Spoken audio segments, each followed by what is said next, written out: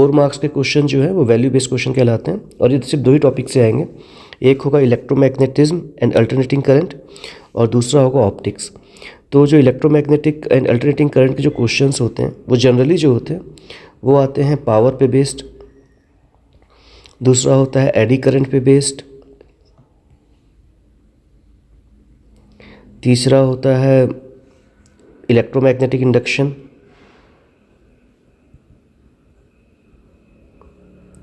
ठीक है। और हर क्वेश्चन में कुछ ना कुछ वैल्यूज़ पूछी जाती हैं कि जो एक स्टोरी दी हुई होगी और उस स्टोरी में क्या होगा, जो कैरेक्टर्स होंगे उनके वैल्यूज़ पूछे जाएंगे। तो वैल्यूज़ जो होता है जनरली हम लोग उनको पॉजिटिव वैल्यूज़ ही बताएंगे उनकी, और इस हिसाब से हम लोग जो होंगे इन क्वेश्चंस को स्टार्ट कर रहे हैं। जैसे पहला क्वेश्चन दिया हुआ है कि mister Sharma was advise to by his doctor undergo MRI.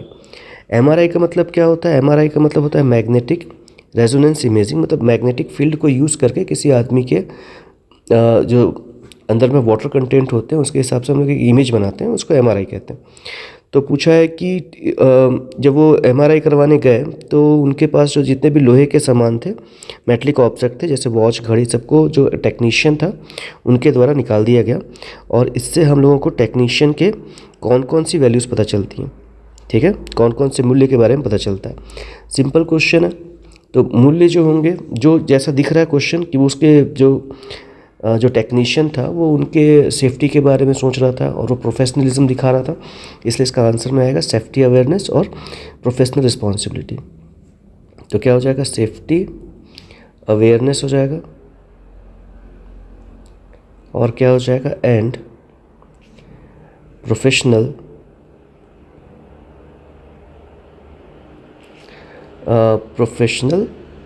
Responsibility.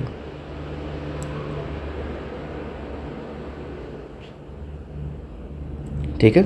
Second question इसी में पूछा है कि एमआरआई में मैग्नेटिक फील्ड को प्रोड्यूस करने के लिए सोर्स कहाँ से मिलता है। तो हम लोग जानते हैं एमआरआई जो होता है वो एक इलेक्ट्रोमैग्नेट पे बेस्ड होता है। तो बेसिकली क्या हो जाएगा? Electromagnet act as a source of magnetism. फिर बोलता है कि एमआरआई के अंदर धातुओं की वस्तुओं को क्यों नहीं ले जाना चाहिए? Why objects prohibited inside the magnetic room, metallic object. क्यों? क्योंकि अगर हम लोग देखते हैं कि मैग्नेटिक मटेरियल जो होगा स्ट्रॉन्ग फील्ड की वजह से एक्सीडेंट हो सकती है, ठीक है। हम लोग क्या देखते हैं कि अगर मान लो फील्ड बहुत ज़्यादा स्ट्रॉन्ग होगा तो उसमें क्या हो जाएगा? एक्सीडेंट होने की संभावना बढ़ जाती है। नेक्स्ट क्वेश्चन पूछा है कि while travelling to village Rahul notice that tall tower carrying thick wire. तो जब गांव में राहुल घूमने जाता है तो देखता है कि जो वायर्स हैं बहुत मोटी ऊपर से जा रही पास हो रही हैं इलेक्ट्रिकल ट्रांसमिशन से, और वो अपने पापा से पूछता है ऐसा क्यों किया जाता है। तो उसके पापा बताते हैं कि एनर्जी के लॉस को कम करने के लिए, ठीक है। तो क्वेश्चन पूछा है कि इससे राहुल के बारे में क्या पता चलता है, ठीक। तो राहुल जो है, क्वेश्चन नंबर 2, राहुल जो है वो जिज्ञासा रिप्रेजेंट कर रहा है, मतलब जिज्ञासा को हम लोग क्या कहते हैं? क्यूरियोसिटी। तो वो क्यूरियस है इस चीज़ को लेकर के, तो क्यूरियोसिटी, ठीक है।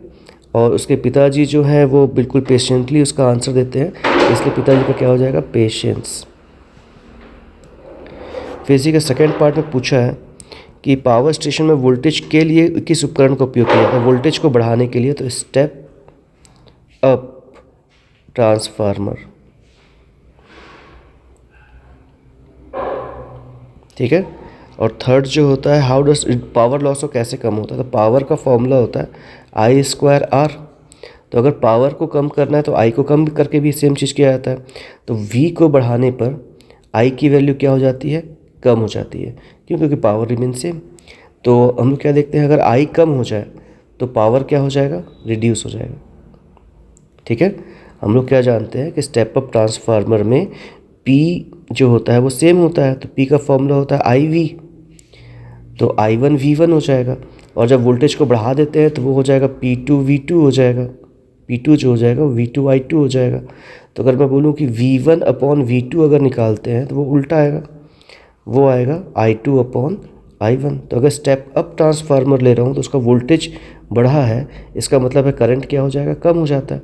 तो पावर की वैल्यू जो होती है वोल्टेज बढ़ाने पर करंट कम होने के कारण पावर की वैल्यू क्या हो जाती है, रिड्यूस हो जाती है। यहाँ पर समझाया, इतना पूरा लिखना नहीं है हम लोग का, सिर्फ आंसर क्या होगा कि पावर रिड्यूस क्यों होता है, एनर्जी लॉस की वैल्यू, एनर्जी लॉस क्यों होता है, due to decrease in current. Current के डिक्रीज होने की वजह से पावर क्या हो जाएगा, रिड्यूस हो जाएगा। नेक्स्ट क्वेश्चन देखते हैं। नेक्स्ट पूछा है कि Sita purchase an induction cooker. Sita जो है इंडक्शन कुकर को लेकर के आती है गैस को बचाने के लिए, गैस की खपत को कम करने के लिए। पर वो क्या देखती है कि उसमें जब कॉपर के बर्तन को चढ़ाती है तो वो गर्म नहीं होता है, जबकि स्टील का बर्तन गर्म हो जाता है। तो इसको उसका भाई उसको एडी करंट का कॉन्सेप्ट समझाता है, और एडी करंट के कॉन्सेप्ट को समझने के बाद वो उस कॉन्सेप्ट को ईजिली समझ जाती है कि इसमें कॉपर का बर्तन क्यों गर्म नहीं हो रहा है। तो क्वेश्चन पूछा है क्वेश्चन नंबर थर्ड में पूछा है कि what value reflect the Sita decision by induction. जब वो खरीद रही है उस सामान को तो उसके क्या वैल्यूज़ पता चल रहा है, तो वो क्यों खरीद रही है उसको, क्योंकि वो चाहती है कि एनर्जी जो हो जाए वो कंजर्व हो जाए, मतलब ऊर्जा का संरक्षण हो। यानी कि किसके लिए बेस्ड होगा, ये एनर्जी कंजर्वेशन की प्रॉपर्टी को समझा रहा है कि वो उसमें एनर्जी कंजर्वेशन की वैल्यूज़ हैं। ठीक है, ऊर्जा संरक्षण पहला हो गया। दूसरा इसी में पूछा है कि इंडक्शन कुकर किस कार्य के सिद्धांत पर कार्य करता है। ठीक है, यानी कि इंडक्शन कुकर का वर्किंग प्रिंसिपल क्या होता है। तो हम लोग कॉन्सेप्ट पढ़ते हैं eddy current. Eddy current Hindi में बोलेंगे इसको एडी धारा। एडी करंट की अगर बात करते हैं तो हम लोग क्या देखते हैं कि किसी भी मेटल के टुकड़े से, मेटल से जब क्या चेंज हो, मैग्नेटिक फ्लक्स चेंज हो, मैग्नेटिक फ्लक्स क्या हो रहा हो, चेंज हो रहा हो, तो उस मेटल के टुकड़े में ईएमएफ इंड्यूस होता है। इसकी वजह से एक करंट इंड्यूस होता है, और हम लोग जानते हैं एच की वैल्यू क्या होती है, I²RT। तो जितना ज़्यादा करंट होगा उतना ज़्यादा हीट इंड्यूस होगा। तो इसका आंसर क्या निकलेगा, H=I²RT हो जाएगा। तो एडी मेन आंसर क्या होगा कि इसमें ईएमएफ क्यों इंड्यूस होता है, ड्यू टू एडी करंट। ठीक, नेक्स्ट क्वेश्चन देखते हैं, क्वेश्चन नंबर थर्ड। बोलता है कॉपर वेसल जो था वो उसमें गर्म नहीं हुआ, जबकि फेरोमैग्नेटिक स्टील जो था वो गर्म हो गया। तो हम लोग क्या जानते हैं कि जो हीट होता है वो डिपेंड करता है आर पे। हम लोगों के पास अगर कॉपर की बात करेंगे तो कॉपर जो होता है उसका आर लो होता है, और जो आयरन होता है, जो स्टील होता है, उसका आर क्या होता है, हाई होता है। रेजिस्टेंस हाई होने की वजह से इसमें हीट जनरेट करने की टेंडेंसी ज़्यादा होगी, और इसमें हीट जनरेट करने की टेंडेंसी क्या होगी, कम होगी। तो इसीलिए हम लोग क्या देखते हैं कि जो स्टील के बर्तन होंगे वो ज़्यादा गर्म होंगे एज़ कम्पेयर टू कॉपर के। ठीक है, तो जो तांबे के बर्तन होंगे उसमें गर्म कम होगा। नेक्स्ट क्वेश्चन, क्वेश्चन नंबर 4 देखते हैं। क्वेश्चन नंबर 4 में जो क्वेश्चन दिया है वो साइक्लोट्रॉन पे है। एक्चुअली ये टॉपिक सिलेबस से बाहर हो गया, लेकिन क्योंकि वैल्यू बेस्ड क्वेश्चन है तो ये क्वेश्चन सारे आ सकते हैं, इसमें कोई प्रॉब्लम नहीं। तो क्वेश्चन पूछा है कि a hospital install a cyclotron facility to produce radioactive isotope for cancer diagnosis and treatment. Cancer के ट्रीटमेंट के लिए उन्होंने अपने इस लैब में एक साइक्लोट्रॉन इंस्टॉल कराया है। A group of student visited, मतलब कुछ ग्रुप ऑफ स्टूडेंट वहाँ गए उसको देखने के लिए, और उन्होंने interaction of charge particle with magnetic field. उन्होंने क्या देखा कि चार्ज पार्टिकल जो होता है उसका इंटरेक्शन होता है मैग्नेटिक फील्ड की वजह से। तो व्हाट ह्यूमन वैल्यू हॉस्पिटल सर्व, मतलब हॉस्पिटल वाले जो हैं वो कौन सी प्रॉपर्टी को रिप्रेजेंट कर रहे हैं। ठीक है, तो वो अपने क्या बोलते हैं कि अपने पेशेंट का केयर कर रहे हैं, तो हम लोग लिख सकते हैं कंपैशन को रिप्रेजेंट कर रहे हैं वो। ठीक है, कंपैशन को बोलते हैं करुणा, यानी कि कंपैशन को रिप्रेजेंट करेगा कंपैशन। और क्या रिप्रेजेंट कर रहा है, and care for humanity, care for humanity मतलब मानव संसाधन के लिए उनका अपनी जिज्ञासा को रिप्रेजेंट कर रहा है। ठीक है, देखभाल को रिप्रेजेंट कर रहा है। नेक्स्ट हो गया, इसी में पूछा है क्वेश्चन में पहला हो गया। दूसरा क्वेश्चन पूछा है कि इलेक्ट्रिक एंड मैग्नेटिक फील्ड का क्या काम होता है साइक्लोट्रॉन पे। तो साइक्लोट्रॉन एक ऐसा डिवाइस होता है जो कि चार्ज पार्टिकल को एक्सेलरेट करने का काम कर रहा होता है। तो इलेक्ट्रिक फील्ड और मैग्नेटिक फील्ड दोनों मिल करके चार्ज पार्टिकल को क्या करते हैं, चार्ज पार्टिकल को वो एक्सेलरेट करने का काम करते हैं। ठीक है, तो क्वेश्चन था कि इलेक्ट्रिक फील्ड और मैग्नेटिक फील्ड क्या काम करते हैं, तो इलेक्ट्रिक फील्ड और मैग्नेटिक फील्ड चार्ज पार्टिकल को अट्रैक्ट करने का काम करते हैं। क्वेश्चन नंबर थर्ड में पूछा है कि why can electron do not accelerate in a cyclotron, electron को साइक्लोट्रॉन से एक्सेलरेट क्यों नहीं कर सकते। तो इलेक्ट्रॉन का जो मास होता है, ठीक है, स्मॉल होता है, इतना स्मॉल होता है कि ये तुरंत ही अपने स्पीड, इसका स्पीड इतना हाई हो जाता है कि उसको कंट्रोल कर पाना पॉसिबल नहीं होता। इसलिए इलेक्ट्रॉन को हम लोग इसमें एक्सेलरेट नहीं कर पाते, क्योंकि इलेक्ट्रॉन का मास क्या होता है, बहुत स्मॉल होने के कारण इसको ये जो होगा तुरंत ही कंट्रोल के बाहर चला जाता है। ठीक है, साइक्लोट्रॉन हटा चुका है सिलेबस से, लेकिन क्वेश्चन इसके आ सकते हैं। नेक्स्ट क्वेश्चन नंबर 5 देखते हैं। क्वेश्चन नंबर 5 में क्या बोला है कि जो एक बच्चा है, उसके ग्रैंडफादर जो है वो पुराने रेडियो को स्पेसिफिक स्टेशन लगाने की कोशिश कर रहे हैं, पर वो नॉब जो है उनका काम नहीं कर रहा है। His grandson is engineering student, जो उनका ग्रैंडसन था वो एक इंजीनियरिंग का स्टूडेंट है, और वो उनको एक्सप्लेन करता है और रोटेट करता है नॉब को और कैपेसिटर को चेंज कर देता है, और रेजोनेंस होता है। उस रेजोनेंस की वजह से उनका जो सिग्नल होता है वो पकड़ने लगता है। तो इससे जो वॉट ग्रैंडसन या पोता जो था उसके क्या मूल्य प्रदर्शित होते, क्वेश्चन में पूछा है। ठीक है, तो आज का आंसर हो जाएगा क्वेश्चन नंबर पहला, तो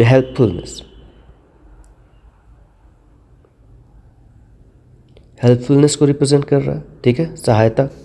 दूसरा पूछा है कि एलसीआर में रेजोनेंस का क्या कंडीशन होता है, तो एलसीआर सर्किट में रेजोनेंस का मतलब क्या होता है। एलसीआर सर्किट को हम लोग कहते हैं कि वो रेजोनेंस में है जब XL इक्वल्स टू XC हो जाता है। हम लोग क्या जानते हैं, किसी भी एसी सर्किट में दो टाइप के रेजिस्टेंस होते हैं, इनको रिएक्टेंस कहते हैं। ये कहलाता है इंडक्टिव रिएक्टेंस और ये होता है कैपेसिटिव रिएक्टेंस। तो इंडक्टिव रिएक्टेंस जो होता है वो कैपेसिटिव रिएक्टेंस के बराबर होता है। ऐसा हम लोग कह सकते हैं। एक तरीका होता है कि जो पावर फैक्टर की वैल्यू होती है, पावर फैक्टर जो होता है वो 1 हो जाता है। ठीक है, तो ये भी कह सकते हैं। एक और कह सकते हैं कि एलसीआर सर्किट का जो पावर होता है वो मैक्सिमम हो जाता है। ये भी रेजोनेंस का कंडीशन है, कोई भी कंडीशन लिख सकते हैं। नेक्स्ट क्वेश्चन नंबर 5 का थर्ड बोलता है कि कैपेसिटर को चेंज करने पे फ्रीक्वेंसी में ट्यूनिंग कैसे की गई। ठीक है, कि हेल्प इन ट्यूनिंग में कैसे मदद करता है कैपेसिटर। तो हम लोग जानते हैं एक्सएल की वैल्यू होती है ओमेगा एल और एक्सी की वैल्यू होती है 1/ओमेगा सी। तो हम लिख सकते हैं कि एक्सएल इक्वल्स टू, अगर एक्सी है इसका मतलब है ओमेगा एल इक्वल्स टू 1/ओमेगा सी है। साइड चेंज कर देंगे तो omega square equals to 1/LC हो जाएगा। इससे क्या निकलेगा, omega is equals to 1/√LC। तो 2 pi into frequency is equals to 1/√LC। इसे फ्रिक्वेंसी की वैल्यू क्या निकल जाएगी, 1/2 पाई √LC। ये हम लोगों का कंक्लूजन निकला है। इतना लिखना नहीं है, बस इसको समझ में आना चाहिए कि L और C की वैल्यू को चेंज करके हम लोग फ्रीक्वेंसी को ट्यून कर सकते हैं। तो इसका आंसर क्या होगा कि हम लोग क्या देखते हैं कि जो L है और जो C है, इन दोनों पर ओमेगा की वैल्यू क्या होती है, डिपेंड करती है। ठीक है, ओमेगा की वैल्यू किस पे डिपेंड करती है, L और C दोनों पे डिपेंड करती है। अगर L और C दोनों पे डिपेंड करती है, इसका क्या मतलब होता है कि by when C is changed, omega can be adjusted. Next question देखते हैं। ड्यूरिंग नेचर वॉक एक टीचर जो है वो बच्चों को माइग्रेटिंग बर्ड के बारे में बताती हैं और बताती हैं कि वो कई हज़ार किलोमीटर का डिस्टेंस ट्रैवल करने के बाद भी अपना रास्ता कभी नहीं खोती, और ऐसा करने के लिए जो चिड़िया होती है वो अर्थ के मैग्नेटिक फील्ड का यूज़ करती है। तो क्वेश्चन है कि इससे टीचर की कौन कौन सी वैल्यूज़ के बारे में पता चलता है। तो टीचर जो है बच्चों को नेचर से डायरेक्ट इंटरेक्ट करा रहा है। तो पहला जो हो जाएगा कि वो नेचर से उसको अप्रिसिएट कर रही है, नेचर की क्वालिटी को अप्रिसिएट करे। तो एप्रिसिएशन ऑफ नेचर हो जाएगा। ठीक है, दूसरा पूछा है कि इससे 3 element of earth, what are the 3 elements of earth magnetic field. Earth के मैग्नेटिक फील्ड के कौन कौन से 3 कंपोनेंट होते हैं। पहले ये टॉपिक CBSE और CG दोनों सिलेबस में था, अभी हटा दिया, फिर भी देख लेते हैं हम लोग। तो पहला होता है एंगल ऑफ डिप, फिर होता है एंगल ऑफ डिक्लिनेशन,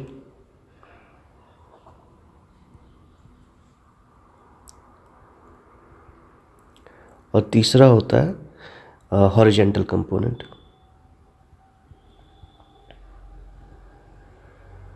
ठीक है, 3 कंपोनेंट होते हैं। इन तीनों की वैल्यू अगर पता चल जाए किसी जगह पे, तो हम लोग क्या कर सकते हैं, उस जगह पे टोटल मैग्नेटिक फील्ड की कैलकुलेशन कर सकते हैं। बोला है vertical component of earth magnetic field at a place is √3 times of the horizontal component, what is the value of angle of dip. तो पूछा है कि हॉरिजेंटल कंपोनेंट और वर्टिकल कंपोनेंट जो है उनके बीच में रिलेशन दिया हुआ कि horizontal vertical component of arithmetic में उल्टा हो गया, इसको सीधा कर लेते हैं। v इज इक्वल्स टू दिया है √3h, ऐसा दिया हुआ।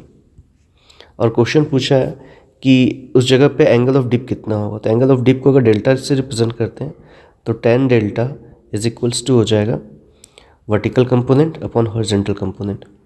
tan डेल्टा कितना हो जाएगा निकालना है, तो tan delta is equals to हो जाएगा √3h अपॉन h, कैंसिल हो जाएगा तो बचेगा सिर्फ √3, और 10 में √3 कब आता है तो डेल्टा की वैल्यू निकल जाएगी। tan delta is equals to हो जाएगा tan 60, और डेल्टा की वैल्यू क्या निकल जाएगी 60 डिग्री। तो ये एंगल ऑफ डिप हो जाएगा। ऐसा देख के लगेगा कि ये सिलेबस के बाहर का क्वेश्चन है, पर सब कुछ इंक्लूडेड है। नेक्स्ट क्वेश्चन बोला है question number 7। At airport security checkup, a beep sound was produced when passenger walked through a metallic detector frame. जब metallic detector frame से कोई भी आदमी पास होता है तो beep sound निकलता है।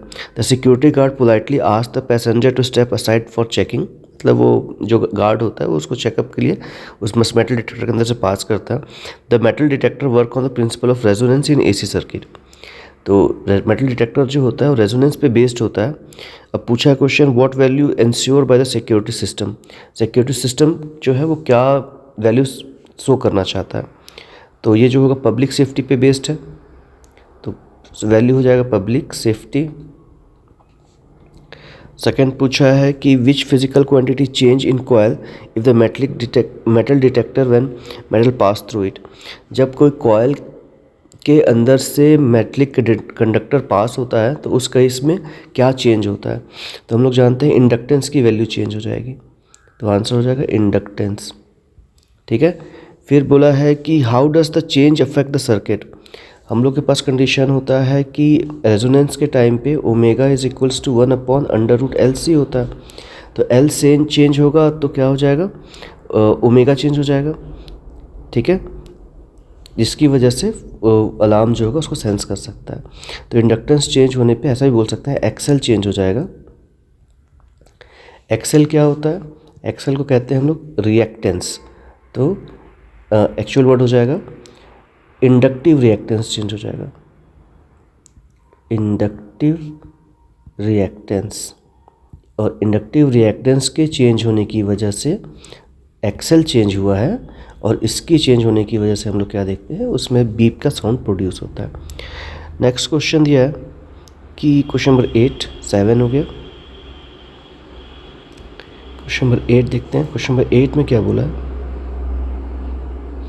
क्वेश्चन नंबर 8 में बोला है Ravi notice that his neighbour has connected a wire directly to the main transmission line to bypass meter blocking. मतलब अपने घर पे बिजली की चोरी करने के लिए वो हुकिंग किया, और रवि जो है warn him about the danger and legal consequences. मतलब उसको वार्न करता है। Explaining the cause of voltage fluctuation for everyone's house, मतलब उसकी वजह से सभी के घर में क्या होगा फ्लक्चुएशन हो सकता है, उसको समझा रहा है।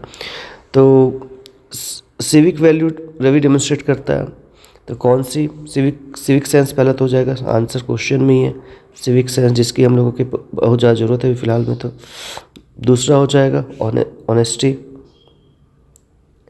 ये दो वैल्यूज़ वो रिप्रेजेंट कर रहा है। फिर पूछा है कि if current lag the voltage by the phase angle phi what is power factor.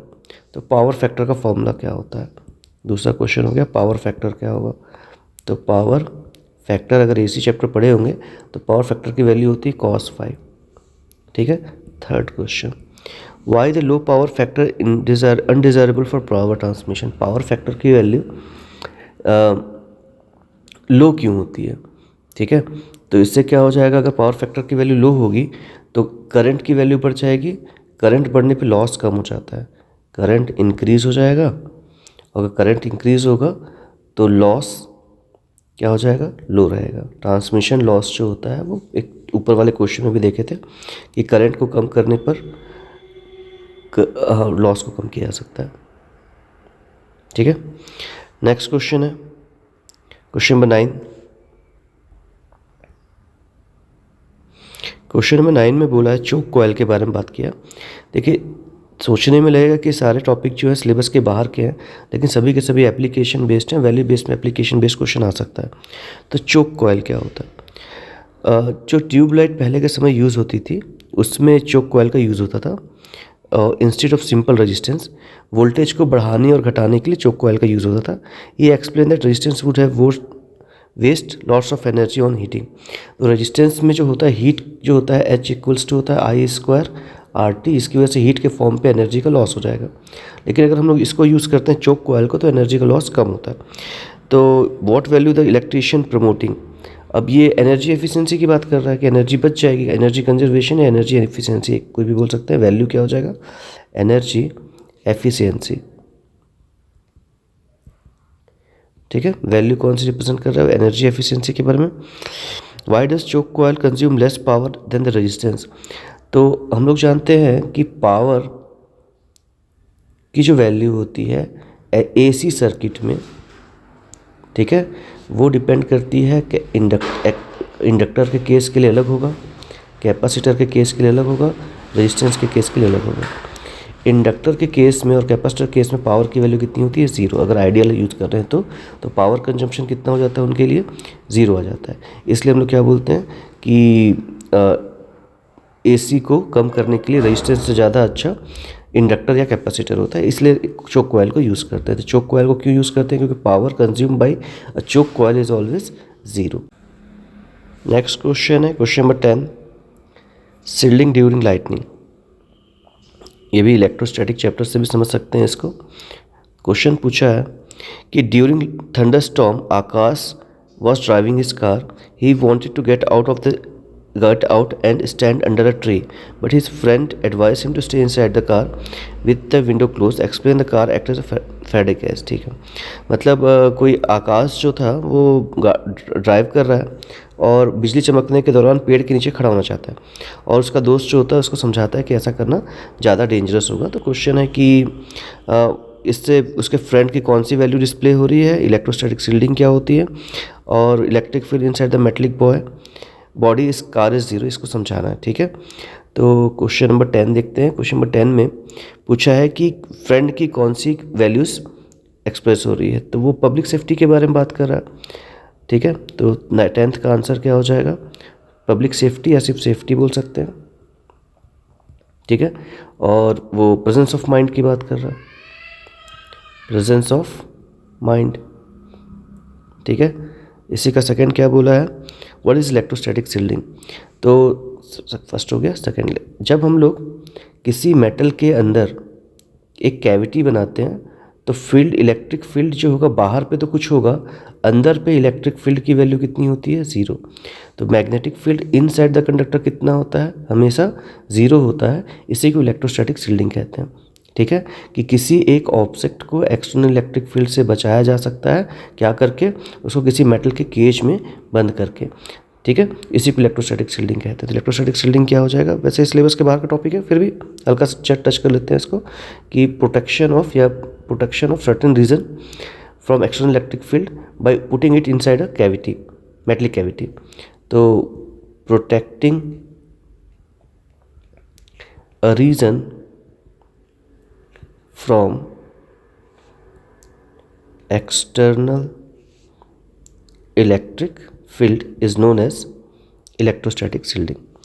Why is electric field inside the conductor of a car is 0, ठीक है। तो इसका तो आंसर इलेक्ट्रिक फील्ड वाले टॉपिक में पढ़ते हैं हम लोग कि E इनसाइड क्यों 0 होता है, क्योंकि Q इनसाइड अगर बात करेंगे, Q इनसाइड मतलब net charge inside a conductor is equals to 0 होता है। अब Q 0 है इसलिए E भी क्या हो जाएगा, 0 हो जाएगा। Next question number 11। Question number 11 बोला है कि एक मैग्नेटिक टॉय के बारे में बात कर रहे हैं। A toddler swallow a small piece of powerful neodymium magnet. एक छोटे छोटे चमकीले मैग्नेट्स होते हैं, खिलौने में जनरली यूज़ होते हैं, और पेरेंट्स जो थे उसको हॉस्पिटल तुरंत लेकर के जाते हैं। Doctor appreciate their quick action, explain that swelling two magnets can pinch internal organs together. मतलब ये बहुत ही स्ट्रॉन्ग मैग्नेट होता है, और अगर कोई बच्चा इस नियोबियम मैग्नेट को खा ले तो उसके ऑर्गन्स जो होते हैं वो दब सकते हैं। इसको ये हिंदी में समझाया यहाँ पर। तो पूछा what is the primary value of the shown by the parents के इसमें तो कौन कौन से वैल्यू समझ में आते हैं। तो पहला हो जाएगा कि रिस्पॉन्सिबिलिटी समझ में आती है, पेरेंट्स रिस्पॉन्सिबिलिटी, ठीक है। इसके अलावा बोल सकते हैं कि वो इंफॉर्मेशन है उनके पास, वेल एजुकेटेड हैं। नेक्स्ट क्वेश्चन पूछा है कि why is neodymium magnet stronger than the ordinary magnet, ठीक है। तो हम लोग जानते हैं कि इसकी जो कोएसिविटी की वैल्यू होती है और रिटेंटिविटी की वैल्यू होती है बहुत हाई होती है। कंडीशन क्या हो जाएगा, नियोबियम मैग्नेट एक मैग्नेट होता है और उसकी कोएसिविटी और रिटेंटिविटी की वैल्यू हाई होती है। रिटेंटिविटी और कोएसिविटी दोनों की वैल्यू क्या होती है, हाई होती है, ठीक है। रिटेंटिविटी क्या होता है, दिए हुए मैग्नेटिक फील्ड को रिटेन यानी कि अपने पास बना करके रखने की क्षमता को रिटेंटिविटी कहते हैं, ठीक है। और कोएसिविटी का मतलब होता है कि वो कितने देर तक उस मैग्नेटिक फील्ड को रिटेन कर सकता है। नियोबियम एक ऐसा मटेरियल होता है जिसके पास मैग्नेटिक फील्ड को रिटेन करने की भी क्षमता ज़्यादा होती है और ज़्यादा दिन तक मैग्नेटिक फील्ड को रिटेन करके रख सकता है, ठीक है। नेक्स्ट पूछा है कि एक बार मैग्नेट के लिए मैग्नेटिक फील्ड लाइन्स बना के बताइए। तो बार मैग्नेट के लिए मैग्नेटिक फील्ड लाइन्स कैसी बनेंगी, एक साइड नॉर्थ साउथ और मैग्नेटिक फील्ड नॉर्थ से साउथ की ओर बनेंगी, एक दूसरे को इंटरसेक्ट नहीं करनी चाहिए, एरो बनाएंगे नॉर्थ से साउथ की ओर, ठीक है। नेक्स्ट क्वेश्चन हो गया क्वेश्चन नंबर 12। क्वेश्चन नंबर 12 में पूछा है कि Priya was charging her mobile phone, she touch the adapter and felt it was warm, she asked the physics teacher why the adapter get warm even through they just step down voltage. मतलब उनका कहना है कि voltage तो कम हो रहा है, अगर वोल्टेज कम हो रहा है तो उसको गर्म नहीं होना चाहिए, ठीक है। तो इससे what are the characteristic of Priya is highlighted, mention two sources of energy loss in transformer and eddy current minimize the core of the transformer, ठीक है। तो क्वेश्चन में पूछा है कि प्रिया के कौन से दो कैरेक्टरिस्टिक यहाँ पर पता चला। ऊपर में बहुत सारे ऐसे कैरेक्टरिस्टिक लिखे हैं, अगर दो पूछेगा तो ऊपर कोई भी दो कैरेक्टरिस्टिक लिख सकते हैं। यहाँ पर लिख दे रहे हैं ऑब्जर्वेशन स्किल, ऑब्जर्वेशन स्किल एक वैल्यू हो गई। दूसरा पूछा है कि करंट के लॉस के कौन कौन से कारण हो सकते हैं। तो पहला होता है फ्लक्स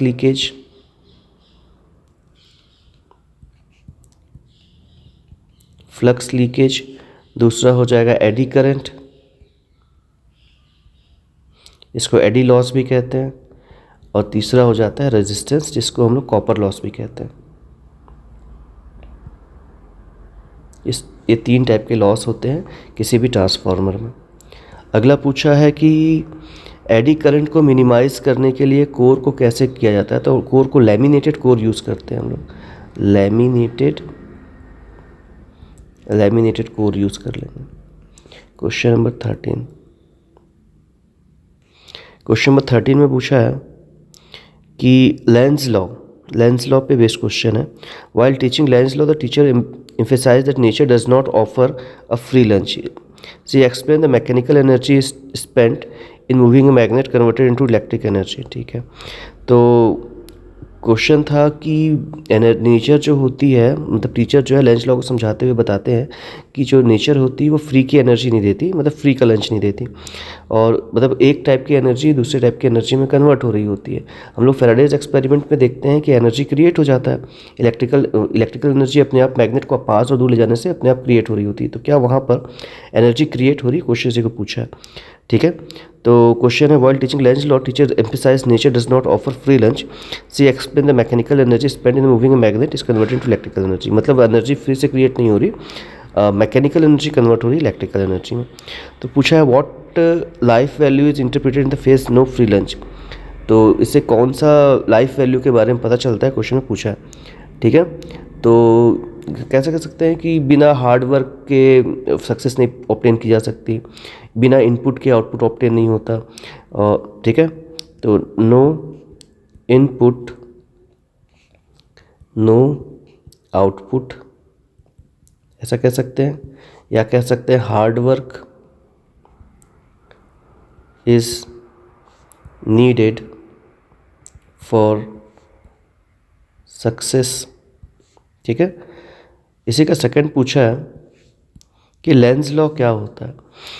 तो लेंज लॉ पहले भी पढ़ चुके हैं हम लोग, कि अगर मान लो किसी तार के पास में मैग्नेटिक फ्लक्स को चेंज करेंगे तो ईएमएफ इंड्यूस होता है, और ईएमएफ इंड्यूस का जो डायरेक्शन होगा वो ऐसा होगा ताकि वो अपने कॉज को अपोज कर सके। ठीक है, तो क्या होता है ये क्या बताता है, लेंज लॉ क्या बताता है, direction of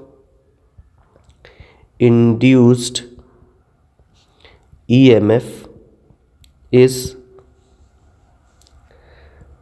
such that it oppose the cause of its production। ठीक है, जो उसको प्रोड्यूस कर रहा है उसको अपोज करने के लिए ईएमएफ का डायरेक्शन इंड्यूस होता है। सी बोलता है कि principle of conservation of energy को कैसे मतलब वैलिड मानेंगे इसमें। तो हम लोग यहाँ पर भी देख रहे हैं कि मैकेनिकल एनर्जी जो थी वही कन्वर्ट हो रही है इलेक्ट्रिकल एनर्जी पे।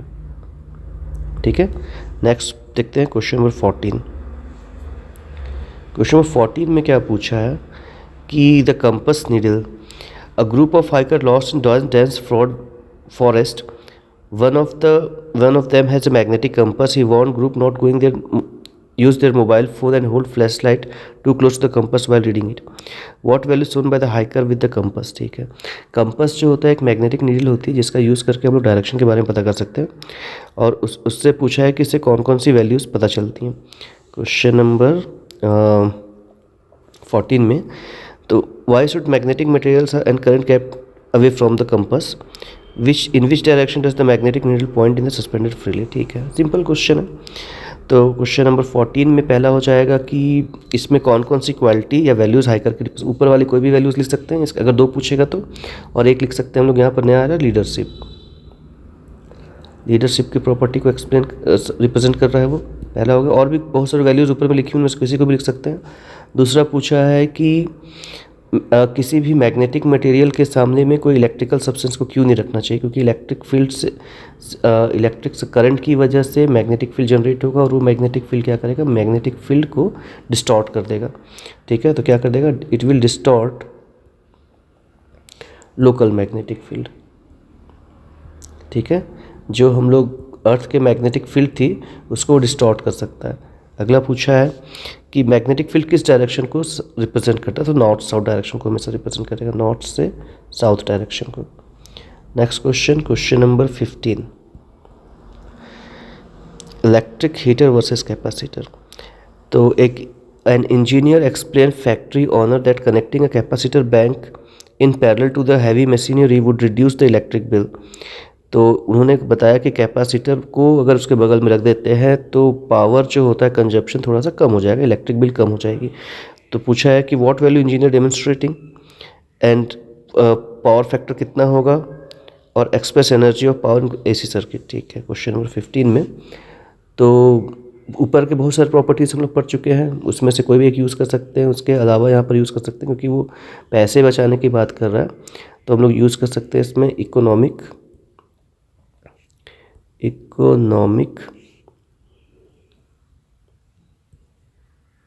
रेंडेंसेस। ठीक है, पहला हो गया। दूसरा पूछा है कि cash power factor how capacitor correct the power factor. तो कैपेसिटर को जोड़ने पे क्या होता है, कैपेसिटर का जो पावर होता है, कैपेसिटर की प्रॉपर्टी होती है कि कैपेसिटर का जो पावर होगा वो कंजप्शन कितना होता है, 0। ठीक है, और इसमें इंडक्टर की वजह से जो पावर लॉस हुआ था उसको कैपेसिटर जो होगा वो कन्वर्ट कर लेगा अपने आप। ठीक है, नेक्स्ट पूछा है कि पावर का फॉर्मूला बताइए। तो पावर का फॉर्मूला क्या होता है, पावर इज इक्वल्स टू होता है express average power of AC। तो पावर का फॉर्मूला होता है IV EV cos phi, जहाँ पर IV जो है वो क्या है, RMS वैल्यू है, RMS value of current. EV जो है क्या है, RMS वैल्यू ऑफ वोल्टेज। 15 हो गया। क्वेश्चन नंबर 16 देखते हैं। क्वेश्चन नंबर 16 में पूछा है अरोरा के बारे में। ठीक है, अरोरा क्या होता है कि पोल्स पे हम लोग क्या देखते हैं, नॉर्थ पोल और साउथ पोल पे कुछ कलर्ड डिस्प्ले दिखाई देता है आसमान पे, उसी को अरोरा कहते हैं। ठीक है, तो a document is so beautiful aurora the narrator explain the charge particle of the sun trapped by the earth magnetic field and spiral towards the poles. Earth एक बहुत बड़ा मैग्नेट होता है, इस अर्थ के बहुत मैग्नेटिक फील्ड की वजह से क्या होता है कि सन से आने वाले जो चार्ज आयंस होती हैं वो उस मैग्नेटिक फील्ड की वजह से अर्थ के पोल की ओर जाकर जमा होने लगती हैं और कलर्ड आयंस दिखाई देते हैं हम लोग को। तो इससे पूछ रहा है कि what value of is enhanced by watching this natural documentary. बहुत सारा पढ़ चुके हैं, उसमें कोई भी लिख लेंगे। What is the shape of the path of particle inter uniform magnetic field. Uniform magnetic field में अगर कोई चार्ज पार्टिकल इंटर करेगा तो उसका पाथ कैसा होता है। सिंपल है, अगर कोई charge particle uniform magnetic field में इंटर करेगा तो उसका पाथ जो होता है वो होता है स्पाइरल। तो पाथ कैसा हो जाएगा, स्पाइरल पाथ हो जाएगा। सेकेंड क्या बोला है, what force, Lawrence force. Lawrence force, ठीक है, मैग्नेटिक फील्ड के लिए कौन सी फोर्स रिस्पॉन्सिबल होती है, लॉरेंस फोर्स हो गया। Question number 17, notice board near high voltage transmission rate danger 11,000 volt. A student asked why AC is more dangerous than DC and have the same voltage. The teacher explained the concept of peak value। ठीक है, तो question था कि AC जो है वो उसमें लिखा है 11,000 वोल्ट, तो वो क्यों ज़्यादा डेंजरस होता है DC कंपैरिजन में।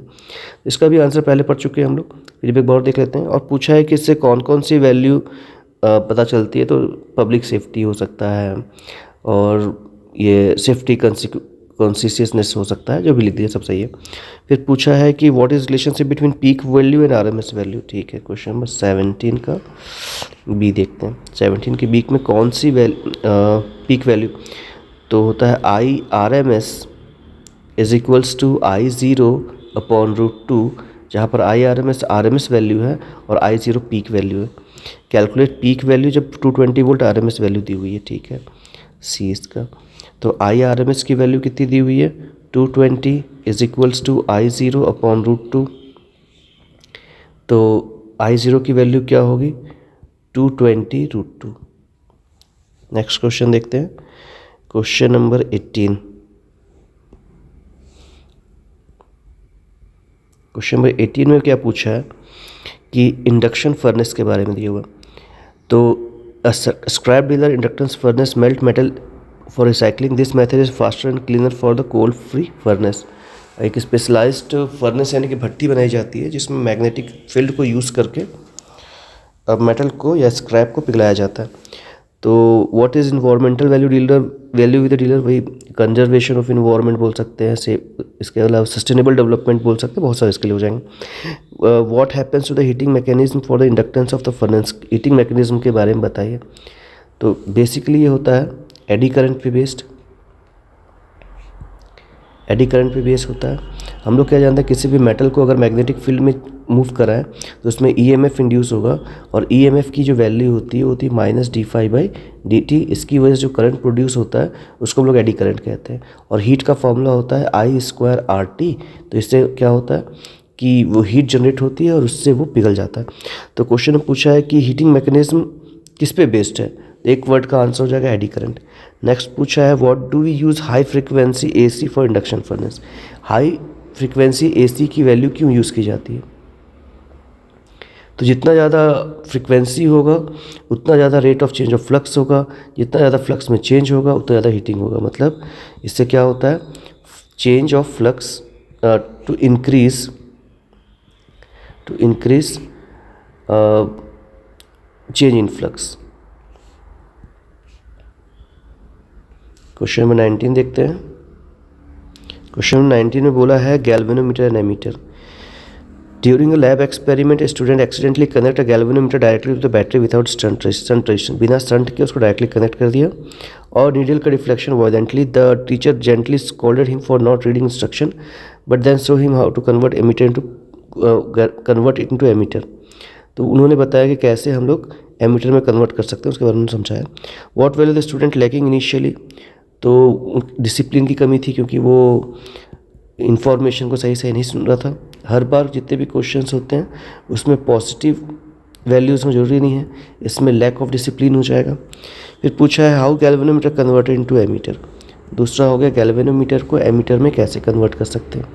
ठीक है, तो हम लोग क्या करते हैं कि अगर मेरे पास ये गैल्वेनोमीटर हो गया, इस गैल्वेनोमीटर के पैरेलल में एक शंट रेजिस्टेंस कनेक्ट कर दें, तो ये जो पूरा डिवाइस बनेगा ये क्या बन जाता है, एक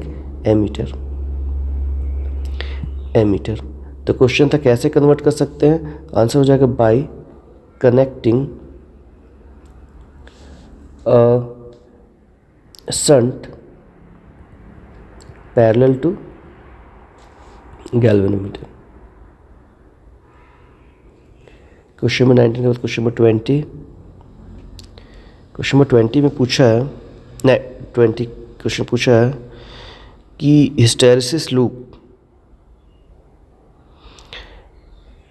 engineer chooses soft iron over steel making for core of transformer. He explained the soft iron has narrowed hysteresis loop.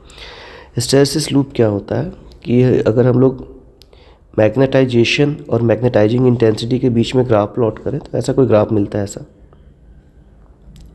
इस ग्राफ को हिस्टेरेसिस लूप कहते हैं। स्टील का अलग होता है और सॉफ्ट आयरन का अलग होता है, ऐसे दो अलग सेपरेट टूप मिलते हैं। तो क्वेश्चन है कि स्टील को क्यों यूज़ करते हैं हम लोग। तो जितना ज़्यादा इसका एरिया होता है उतना ज़्यादा लॉस ऑफ एनर्जी को बता रहा होता है। तो what value engineer making for the choice, वही है कि वो इन्फॉर्मेशन गैदर करता है, वो एनर्जी कंजर्वेशन के बारे में बात कर रहा होगा, वो एफिशिएंसी के बारे में बात, लॉस ऑफ एनर्जी कम करना चाहता हूँ। ठीक है, जो भी। फिर पूछा है कि what does the area under hysteresis loop represent. Area under the, जिसका एरिया ज़्यादा होता है उसका लॉस ज़्यादा होता है। मतलब एरिया किसको रिप्रेजेंट कर रहा है, लॉस ऑफ एनर्जी को रिप्रेजेंट कर रहा है। लास्ट में पूछा है कि डिफाइन कोएसिविटी एंड रिटेंटिविटी। ठीक है, तो पहले ही बता चुका हूँ कोएसिविटी और रिटेंटिविटी क्या होता है कि मैग्नेटिक फील्ड को अपने अंदर रिटेन करने की जो क्षमता होती है उसको हम लोग रिटेंटिविटी कहते हैं। यानी कि रिटेंटिविटी क्या होगी, रिमेन्ड मैग्नेटिज्म। और कोएसिविटी क्या होगा कि डीमैग्नेटाइज होने में उसको कितना ज़्यादा टाइम लगता है, उसको उसकी कोएसिविटी कहते हैं।